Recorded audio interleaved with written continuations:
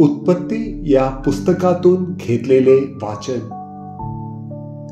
आदमाने बऱ्या वाईटाचे ज्ञान करून देणाऱ्या झाडाचे फळ खाल्ल्यावर परमेश्वर देवाने आदमास हाक मारून म्हटले, तू कोठे आहेस? तो म्हणाला, मी बागेत तुझा आवाज ऐकला, तेव्हा मी नग्न आहे म्हणून भिवून लपलो. देवाने म्हटले, तू नग्न आहेस हे तुला कोण सांगितले? ज्या झाडाचे फळ तू खाऊ नकोस अशी मी तुला आज्ञा केली होती, त्याचे फळ तू खाल्लेस काय? आदाम म्हणाला, जी स्त्री तू मला सोबतीस दिली तिने त्या झाडाचे फळ मला दिले आणि ते मी खाल्ले. परमेश्वर देव त्या स्त्रीला म्हणाला, हे तू काय केलेस? स्त्री म्हणाली, सर्पाने मला भुरळ घातली म्हणून मी ते खाल्ले. तेव्हा परमेश्वर देव सर्पाला म्हणाला, तू हे केलेस म्हणून सर्व ग्रामपशु आणि वंचर यापेक्षा तू शापग्रस्त आहेस.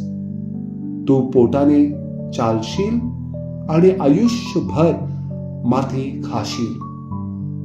तू आणि स्त्री, तुझी संतती आणि तिची संतती यामध्ये मी परस्पर वैर स्थापीन.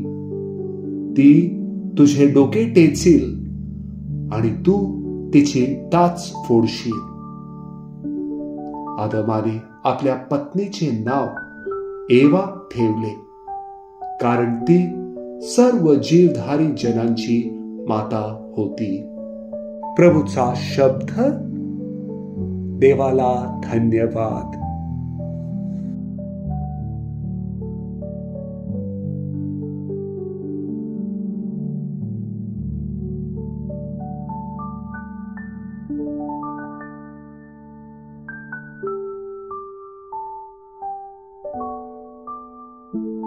योहान लिखित पवित्र शुभ वर्तमानातून घेतलेले वाचन. हे प्रभो, तुझा गौरव असो. येशूच्या वधस्तंभाजवळ त्याची आई, त्याची मावशी, क्लोपाची पत्नी मरिया आणि मरिया मग्दलिया ह्या उभ्या होत्या. मग येशूने आपल्या आईला व ज्या शिष्यावर त्याची प्रीती होती त्याला जवळ उभे राहिलेले पाहून आईला म्हटले, बाई, पहा, हा तुझा मुलगा. मग त्यांनी त्या शिष्याला म्हटले, पहा, ही तुझी आई. आणि त्या वेळेपासून त्या शिष्याने तिला आपल्या घरी ठेवून घेतले.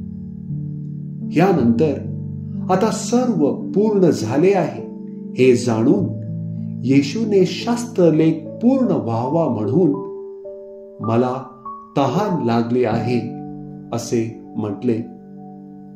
तेथे आंब भरून ठेवलेले एक भांडे होते, म्हणून त्यांनी आंब भरलेला स्पंज एजोप झाडाच्या काठीवर बसवून त्याच्या तोंडाला लावला. येशूने आंब घेतल्यानंतर पूर्ण झाले आहे असे म्हटले आणि मस्तक लवून आपला आत्मा समर्पण केला. तो तयारीचा दिवस होता, म्हणून शब्बात दिवशी शरीरे वधस्तंभावर राहू नये, कारण तो शब्बात मोठा दिवस होता. म्हणून त्याचे पाय मोडावे आणि त्यांना घेऊन जावे अशी यहुद्यांनी पिलाताला विनंती केली.